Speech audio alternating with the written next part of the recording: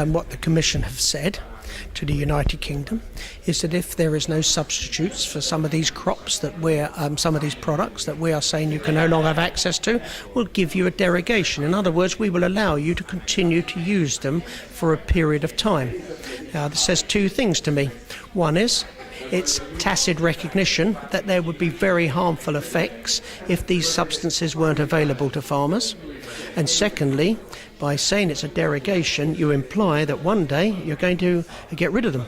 So you're saying to the industry and you're saying to farmers, we're going to allow you to do it now, but maybe tomorrow we'll change our mind. We're giving you some sort of privilege to this. I'm saying very clearly, if you need it, if it's important, then we shouldn't be hanging over the heads of the industry the likelihood that these substances will be removed.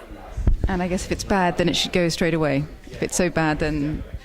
I think we've got to get sensible about this.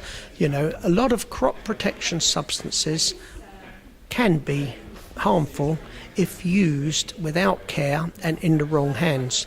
But on the other hand, they have brought us enormous benefits. They've increased yields, improved the quality of food, and are one of the reasons why, for the average household, the cost of food has tended to fall over the last 50 years. Flying is dangerous, driving a car is dangerous. Almost everything we do has a downside as well as a positive benefit.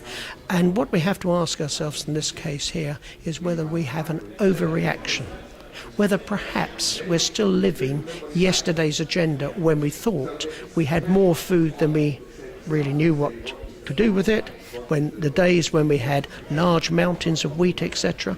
Maybe then you could think about, let's get rid of some of these products which have begun to increase productivity. We don't really need the productivity and they're a bit dangerous, so let's get them back. I say the world has changed fundamentally. I think we've realised in the last 2 or 3 years that maybe we're going to need a lot more food in the future, and therefore we're going to need these substances, we're going to need high productivity, and I would say the Commission is really running behind events.